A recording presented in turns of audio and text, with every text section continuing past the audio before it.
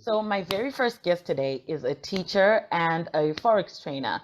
He's a man who has over 18 years experience in the financial and Forex market. He makes 20K a month trading Forex. He is the founder of Forex Trading School in Bulawayo, an author and a visionary founder of a Zimbabwean company giving Amazon a run for their money. He is the father of two and a husband of one, affectionately and accurately known as the Chief.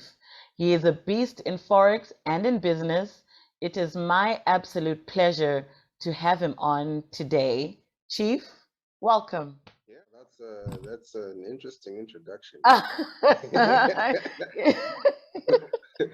Husband to one. It's honest. So she doesn't kill me next time she sees me. She's like, hey, you didn't make it. No, it's accurate. It's accurate. Exactly. Yeah, let's do it. Otherwise, Thanks. how are you? Congrats on How the is show. business? Business is tough. Mm-hmm. I think it would be incorrect to say it's easy. Mm-hmm. I think it's tough. But we're doing well. Mm-hmm. We are hopeful, consistently hopeful. Mm-hmm. But yeah, it's a difficult space to be in. Is it? Especially e-commerce. Yeah. Mm-hmm. That's what I've really moved my attention to over the last 2 years, is to try and dominate the e-commerce space, the retail space in the country. All right. And yeah. So what do you guys do? Do you like have a warehouse? Do you, because I always see as how do you sort of like handle it? You have suppliers and all of that. Like do you know like how Amazon has warehouses, they pack and all of that stuff, like that happens? Yes. Yeah, so is that, are Yes. you similar to that kind of thing? Yeah, so that's a good question, right? So what happens with e-commerce is that you've got two approaches. You can go asset heavy, which is what Amazon did, or you can go asset light. Okay. If you're going asset light, is because you probably are scared that you're not going to get a lot of investment. And that's what happens in Africa. We don't get a lot of seed capital to finance. So you can't have warehouses and all that sexy infrastructure, trucks, with your name branded all over them. You then end up, there's called a cash burn rate. You end up burning through your cash to sustain that infrastructure. So the best route to go is to go asset light. Asset light then means you're trying to partner with a lot of people. Yeah. So you partner with FedEx. You don't try and do your own logistics. You partner with someone else. Oh, I see. You know what I mean? So you're sharing the assets that others already have to make the thing work. So yeah, we don't do factories. We don't do warehouses. What we do is we partner with FedEx. They are our billing and shipping partner. Okay. So if anyone wants to order something and make a payment, you can go to any FedEx branch and make payment. They can also collect a order from FedEx, or FedEx will deliver to their doorstep for free countrywide, and you can pay your FedEx driver. Let's say you order a microwave in Big Falls for $140. The FedEx driver will deliver. As he's delivering the microwave, you give him $140. You hand him over the money. So it's convenient. It's asset light. It's yeah. That's what it is. The hard part about it is obviously people don't. It's payments and trust. Yeah, those are tough on both sides, by the way. Okay. So when we offer cash on delivery. Yeah, I always wondered about that. Yeah, when we offer you cash on delivery as a customer or a valued client, and then we have to take this product from South Africa or from a supplier in Harare to deliver it to Big Falls or Wange or some corner of Zimbabwe. Yeah. And then as we're doing that and we're putting the logistics in place, we're getting the product, we're packaging it, we're getting it to you, and then you just wake up one morning and you say, guys, sorry, please cancel that order. It's you hate the customer in that instance. Like you can't be like, you just like type, oh, no problem, but in mind you're like because of that. Like I was speaking to you about the risk print. I'm talking to entrepreneurs, and you really have taken a risk in this business. Yeah. So how do you even emotionally handle that risk? And I mean, not just financially. I'm sure financially it's a heavy burden, but just emotionally, mentally, how do you even manage to how do you overcome? Because even for me, like starting a podcast is the mental thing. Or what are people going to say? Or this is, you know what I mean? And then at some point, I just like, you know what, F it, whatever. Say what you like. How do you emotionally handle that risk and that burden? You know, to be honest with you, right, it is extremely difficult, right? Because you are managing the doubt.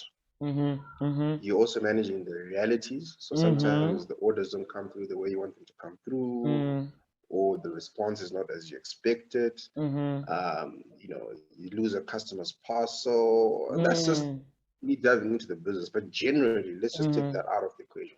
And there's also a deficit of hope in the country, you know. Yeah. So Yeah. you're having to deal with, you know, like, you know the story, right? You gotta deal with like wondering, was I born in the right place? Yeah, You know exactly. what I mean? And that's real. Like, I think It's there's real. no, and so to answer that question, there is, I mean, it's a mixed bag of things that you try and do. Sometimes I wake up, I read my Bible, but that's like maybe once every 10 days. The second day, maybe I wake up and just listen to a good song just to try and get me going.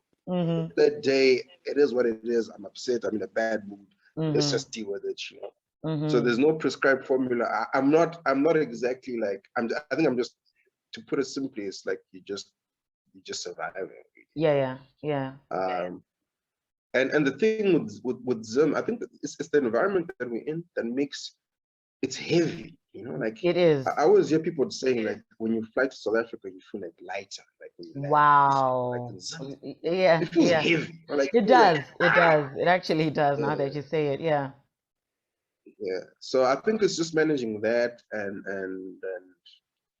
try not to feel too sorry for yourself sometimes. You know, being grateful for what you have. So I always try to, you know, start off all my requests when I'm praying by, you know, giving Thanksgiving. So just listing the 20 things I'm grateful for tends to help.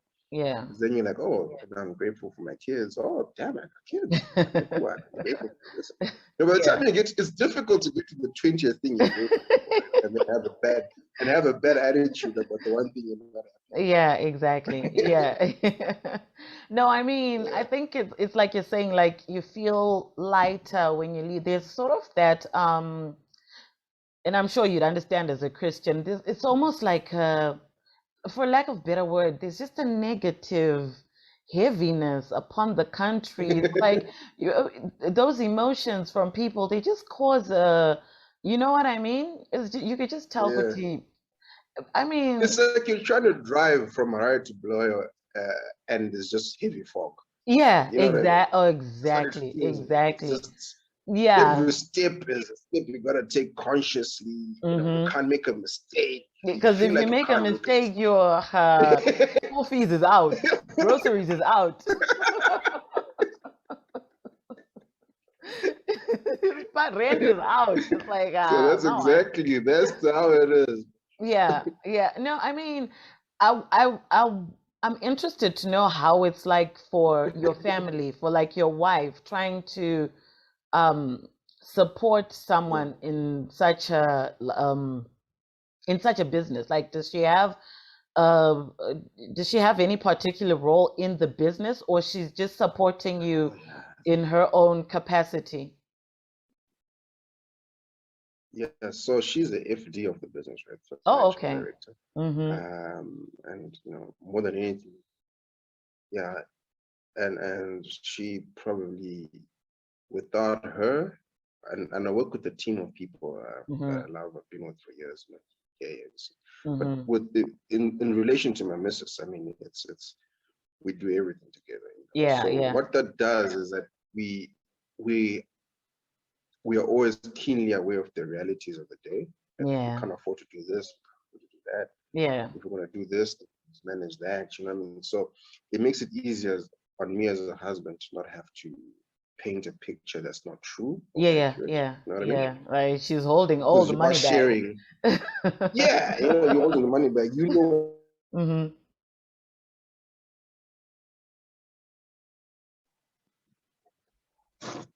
So it's like you've just spoken about, like you've transitioned from Forex to e-commerce or e-retail.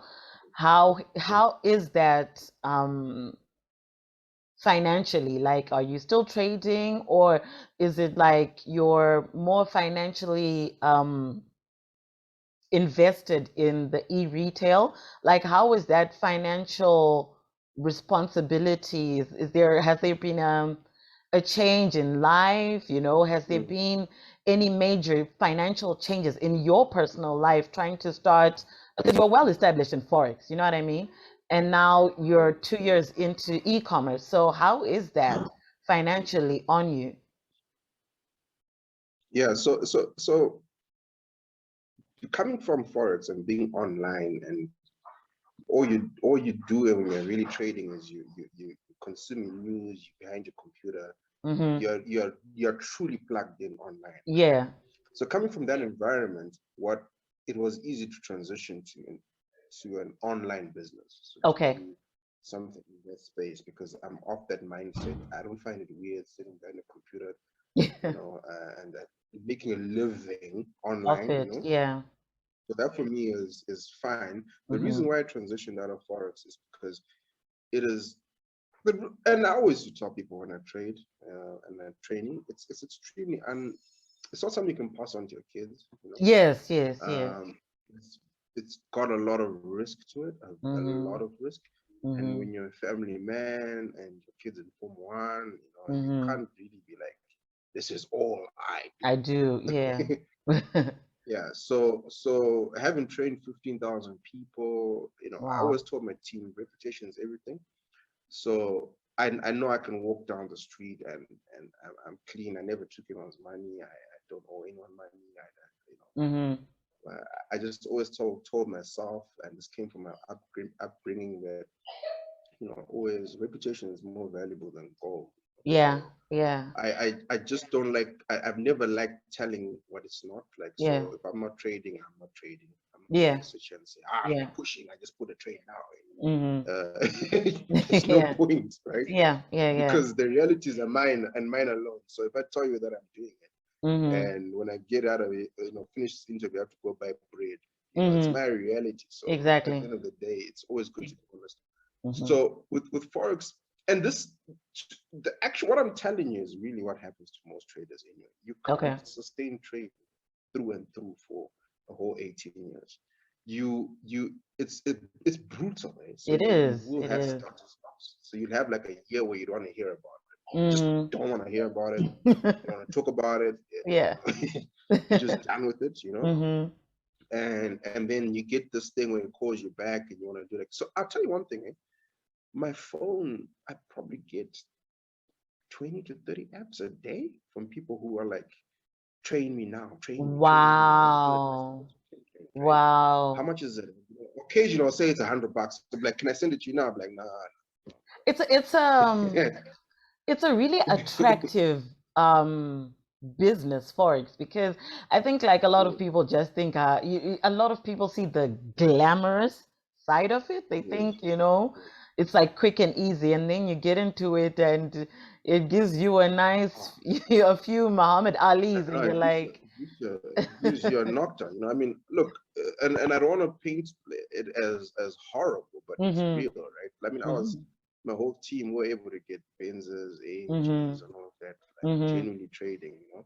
And that happened. We built a school, you know, the whole story. You know, influence is real. The money does come in. But what tends to happen is the longer you do it, the more you see that it's easier to make money from others.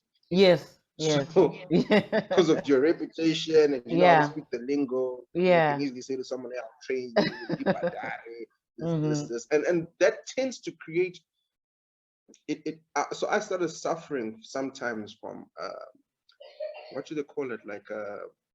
like imposter syndrome, right? Oh wow. So, you? No, yeah, for sure. Wow. For sure. Like where you like where you meet someone, you know you're for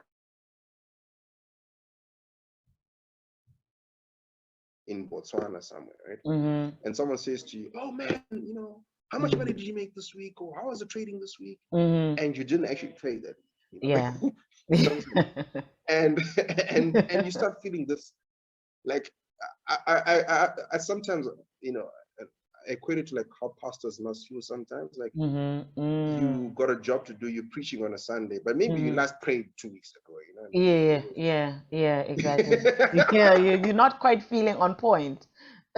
You're not quite feeling on point, right? So all these things come with the territory, and that's why you find you have to withdraw from it from time to time and be like, nah, this is, I can't ever want to meet if I'm at the village with the kids watching a movie. They want to know, you know, how the markets. How much of you, yeah. Not look at my screen, bro. It was also that video you made where, like, I make 20K a month. I think I watched that like 10 times. I was like, what? I mean, I know this man, but I was like, I know he makes money, but I didn't know he's rolling the No, and like, and that's the thing, right? That's the thing, right? Like, if you, I was coming, I think when I made that video, I was on a roll. Yeah. Just rides, we're buying stands, you know, it was, but it's like, again, I go back to like this preaching thing where it's like, maybe your prayers have been, and your last 4 prayers have been, you know, they've been fire. Right? So now you're obviously gonna go to church and be like, yeah. I don't know about you, but you know what I mean? Fire. But then it doesn't always equate that. You can't say like, when you say 20 grand a month in the interview, I kind of cringed a little bit because I was like, it's not like, like, you know, I wake up and it's like, ching! Yeah. But yeah, it was just a little reference to that little video. I want people to go watch that video. I hear you.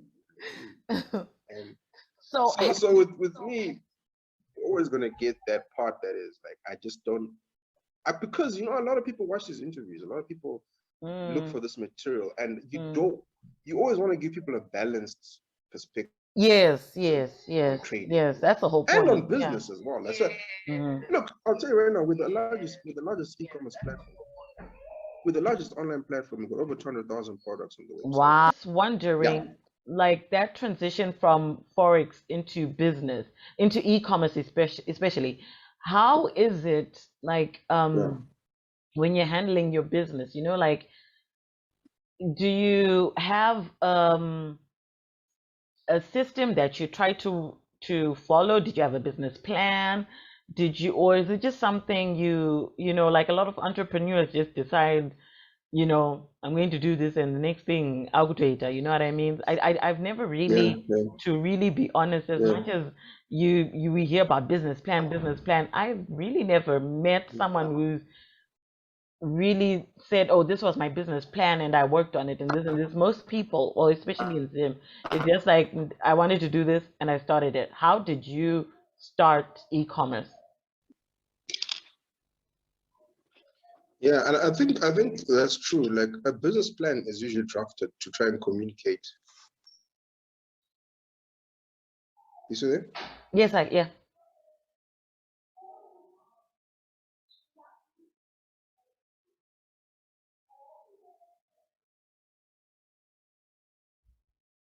No, I think we are. Yeah, okay. I'm here. Okay. Cool. So a business plan is usually like drafted, I think, to communicate your idea with others. Whether you want to get money from the bank, an investor, or something, you know. So I think that's why maybe a lot of people don't start off with the business plan, you know. Oh yeah, because yeah. you've already communicated the idea with yourself. You've kind of got it through and through. It kind of feels like writing it down is just a waste of time. I know, I'm sure in business school what I'm saying is incorrect, but I've never studied business school. Yeah. There's not been a single day that I was like, okay, unless I finish this, then I can't start it. You know? Yeah, exactly. But if you want to give me some money and you want me to write down the plan, okay. You know, now I'm gonna go in Excel and do something in Word and it's good. I mean, was it one of your in terms of financing your e-retail business, did you use like profits from Forex, or did you use like multiple sources? So it's self-financed. Yes. Wow. Okay. Yes. Yeah. So it's all self-financed currently. Yeah. But we are looking to scale it up and to really dominate. We are currently applying to venture capitalists in America, South Africa, etc., for about $1 million seed funding. We are making progress with some VCs. It's a long process. They're skeptical about Zim, but the good thing is we don't need their money. This is us basically saying to them that, you know, to scale up something, you know, growth always consumes resources. Yes, it does. So as you're doing something, you're like, oh man, this could be so much bigger. Yeah. Right? If only I had. You know? And so that if only I had part. It then needs you to get investment elsewhere. But in terms of day to day, we were just straight from day one. That's profit first. So we don't do anything unless it's profitable. Everything that was tracked, everything that we do is it's got to give profit. Because in Zim, the market is so, you know, Zim is difficult. If you like shake someone's hand and man can mind the numbers. So that's the tough part about it being in Zim. But I want to speak some positivity right now. Because you know, you've heard me training. I always start with the negative. I have to finish off with the positive. The positive is that like with the our store, I was telling you that we're the largest e-commerce platform now by far in terms of product listing. We've got anything you can imagine. In the next 3 weeks, we're actually launching version 3.0 of the website. With the tagline, shop anything you can imagine, delivered to your home for free. So anything that you want to be able to basically place an order and it'll be on cash on delivery. So you can if you're thinking flat screen TV, whatever, we'll deliver it to wherever you are, as long as you're honorable enough to pay when you get there. And you know, profitability is good. We're happy with it. I think in a day we can easily, you know, it's in the thousands currently. So it's way more profitable than Forex was. Wow. Yeah, but the difference though with Forex is that Forex is a cash profit thing. So you know how you can make 10 grand, you withdraw 10,000. 10,000, yeah. With this, you almost never have the money. Yeah. It's always sitting in stock, or someone who has to pay, or an account you have to settle. Oh, I see. But it's a profitable model. It's a profitable model. And I feel extremely honored and blessed to be pushing it. And yeah, I think it's a great thing, and I would encourage a lot. The problem was, let me tell you what I don't. Go ahead. Let me tell you what I don't. Let me tell you. You see, people want to advertise solutions that don't work. Have you ever noticed that? Like someone starts something and they get an influencer to endorse. It's like, you know, all of a sudden this pizza delivery service, so you can get the pizza in 3 seconds. It really doesn't come out in 3 seconds. And I feel like that's what tends to happen, is that people tend to make noise and they don't let the product make noise for itself. So right now we're 27,000 followers on Facebook. 27,000 followers. 14, 15 months later. That is not that shows that people were genuinely happy.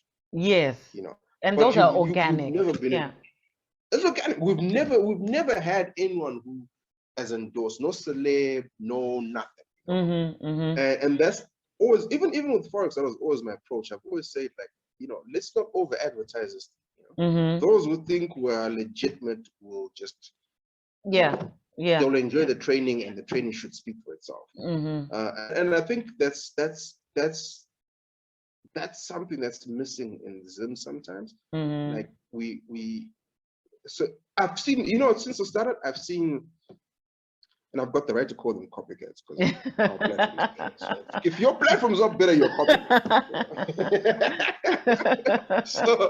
So I've seen at least a similar platform launching every other month. I really actually noticed that as well. Yeah. Yeah.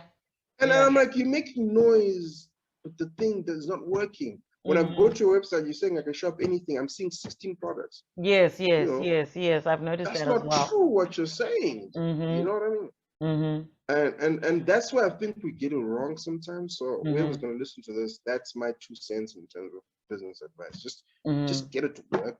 You know, and it'll speak for itself. Yeah. So I find you like I think maybe we're just not patient as I think we just kind of want to get straight to the money.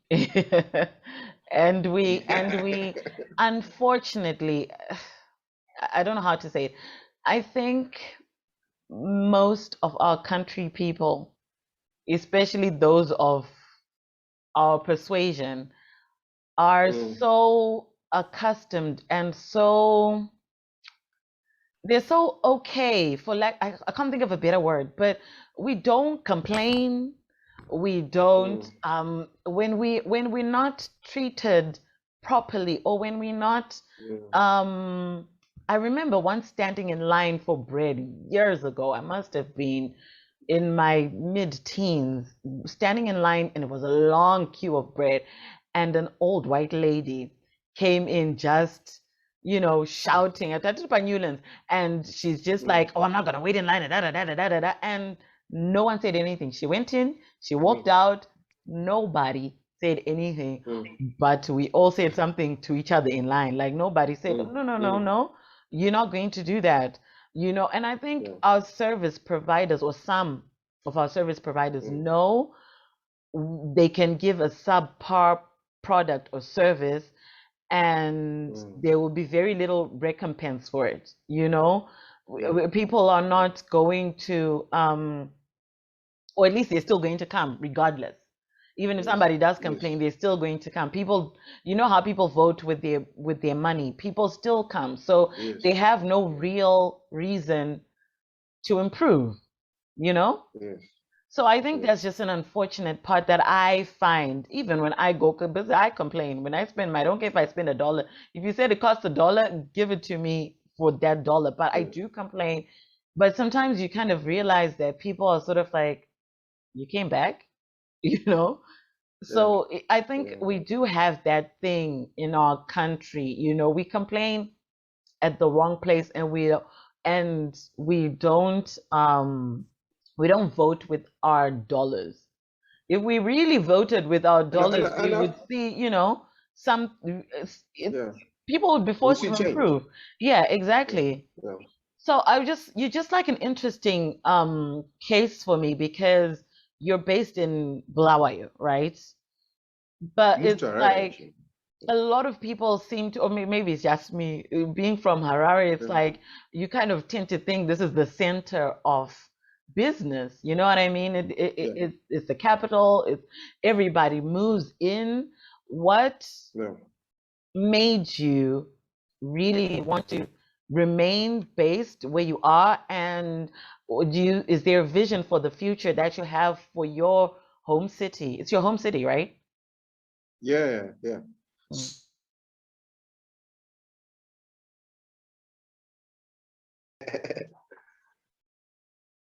So we moved to H-Town, but our office address is still a Bloyer one, and but a lot of people say to me, "Why don't you remove that?" And I'm like, "Well, look, it's not like Bloyer is a dead. It doesn't exist. It still exists." And a lot of our relationships. So I come from a line of business people. My dad, our family business is headquartered in Bloyer. So I've got no choice but to be there, to frequent there, to associate with the city. And this is where I grew up. It's my hometown. I actually speak more Ndebele generally than I speak Shona. Oh, okay. Yeah. It's just something. My mom was vendor, so I'm not necessarily Shona either. Okay. So anyway, the point is, I think, but Harare does. It's when you're trying to do something of scale, you then are forced to consider H-Town, you know, because areas where you then get the meetings where decisions happen faster, and you know, so capital then can flow faster. Whereas in Bloyo, people who are not in a capital city, I wouldn't say it's just Bloyo, I just think people who are not in a capital city tend to defer a lot of key decisions. You know, I can never give you a straight answer, you know? Yeah. Hey, listen, I want to do this. Okay, I'll have to get back to you next week. Time is just time is then lost, you know. So, but going back to your point about service provision and how maybe a lot of companies are not respecting customers, I found that to be really true. Yeah, I think like even with what we do, but the reverse is there's a negative aspect to it, right? So when you actually decide, I'm going to make this business customer centric, I'm going to respond to customers, if they're going to I'm going to address it, they then kind of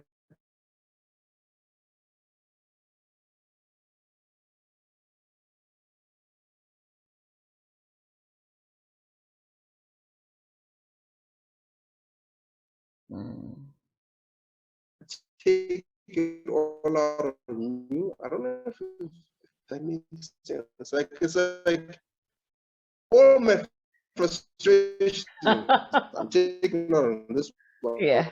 You know. Yeah. So I think that's why sometimes some companies just have this like steely eye. You know, like, we're not gonna tolerate. So there is a I think my connection is a little bit unstable here. I'm getting you, but there's a delay.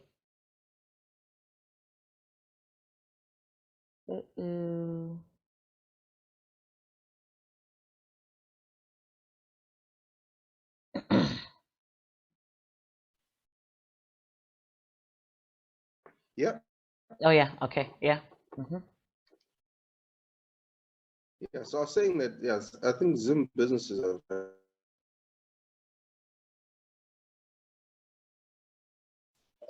remember the days when you just go loot a store, you know, like if you just felt like the prices were cheaper in that shop, you just go and raid it. Yeah. You know what I'm saying? Yeah. And you know, whenever something goes wrong, business tends to get into trouble with government. So there's like this two sides of two camps. There's the business people, and then there's the people. And people are not, you know, businesses are looking out for themselves, the consumers are looking out for themselves, and it's like there's a current, you know, war going on there. It's like there's no symbiotic so relationship. I think that's why sometimes, you know, it's like it didn't plays out the way it plays out. Like that symbiotic relationship where businesses know how to treat people and people also respect what a business is. At the end of the day, we've lost that at some point, or maybe I don't know, maybe we never had it, but I think we did, you know, but we just don't have it at the moment. We don't have that give and take that should be between a business and its clients. But I mean, hopefully we'll get there.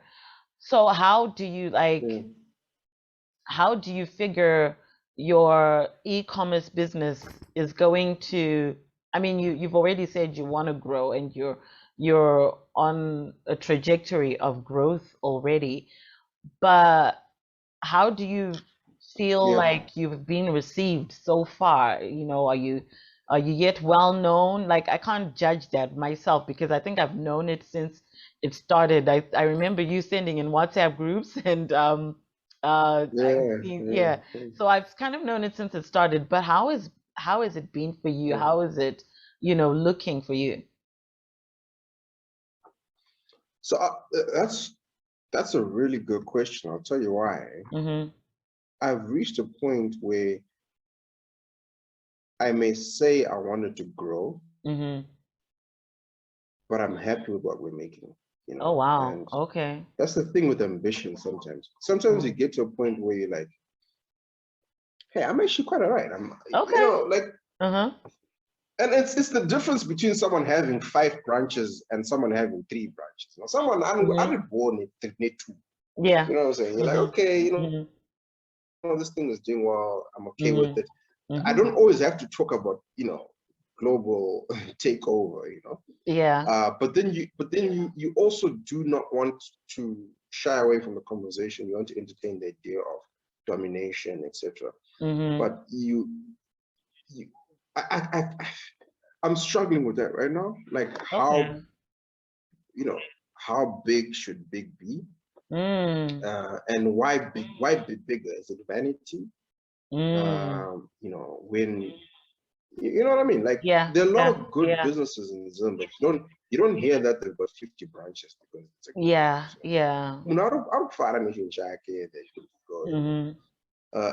and so what tends to happen is sometimes like with e-com, you know, when you're talking e-commerce, it's just automatically compared to Amazon. You know, I don't blame it, but this is how it is. So you always have to feel like you have to when you show up, you got to talk. You know, but yeah, not really. Like you're happy with the orders you're getting. Do you want more? You do, but you always want more. But do you want to work for the more? It's a question. Yeah. Because at some point, you can go. It's not. Yeah.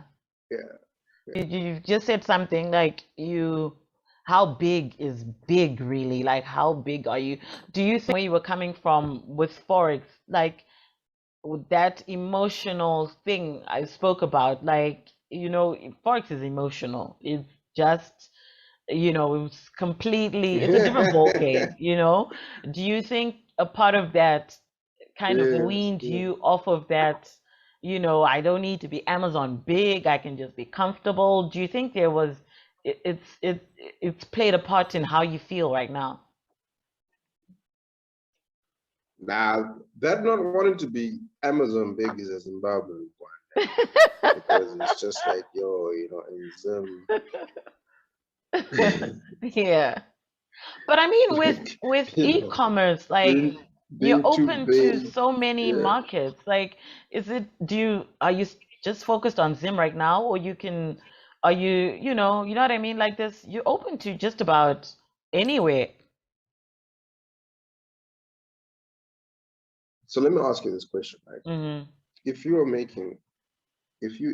reached a situation where your business is giving you $1,000 net profit, you might not be holding it, but per day? Are we talking per day showing here? up in different places. Well, I'm just poking. Would you really want to now open in Tanzania? It's like it's you know, you might be like, you know, no need to do that. Yeah. We can talk about it, but it's not something that I don't wake up. Yeah, I don't wake up thinking about, like, you know, let's do it. Let's get there. You know, sometimes actually wanting to scale your business is usually because it's not working. Oh, okay. And you're desperate and you're looking for new markets, and then yeah, sometimes people do that. It's not like so. Believe me, something we talk about. Like we trained in Zambia. I remember we trained in Botswana. Yeah. I remember. But I don't know if I would want to wake up, jump on a plane to go check on ops in Malawi. Okay, I see what you're saying.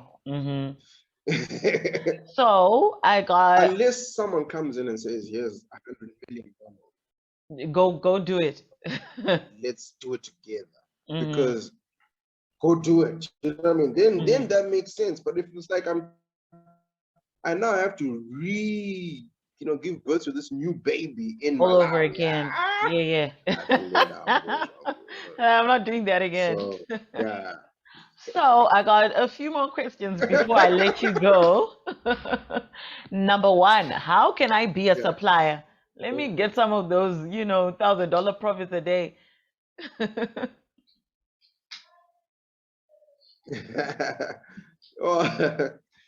Yeah, being a supplier, simple. Basically, you'd have to just email us, or just app our number, and you can register to supply product. Right now, we are being a bit strict in terms of what the definition of a supplier is, as we build. Because sometimes what happens is, because you see, let's say you want to start supplying TVs on our store, right? E-commerce doesn't.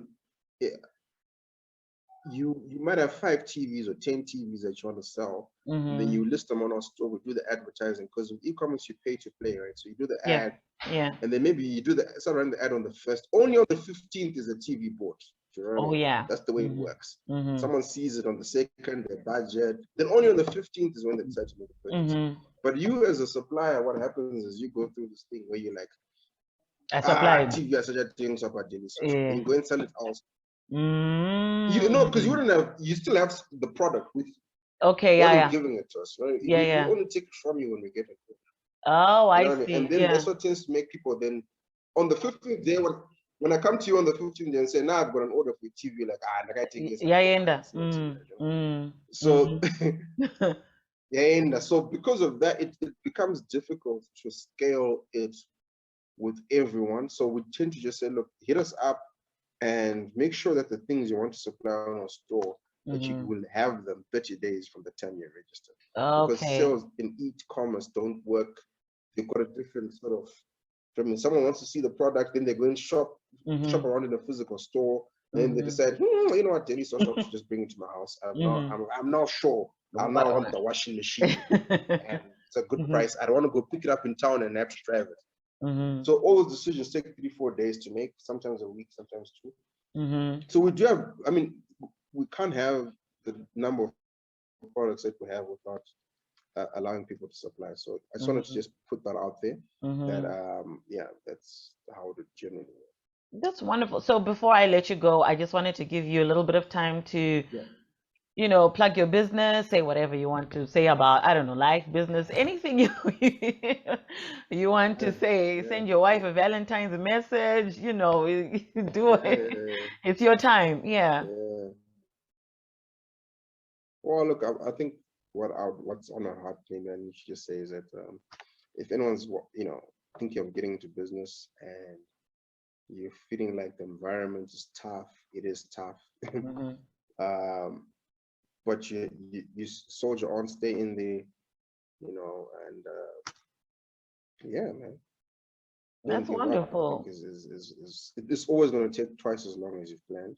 Maybe 3 times longer, but don't do it. Well, I just really want to say it's been my pleasure and it's an honor to have you. It's actually it's really inspiring seeing somebody you actually know. You know, a lot of times you know business people from TV, whatever, you know, even if you're in the same country, but I actually know you, and you were actually one of my very first Forex trainers.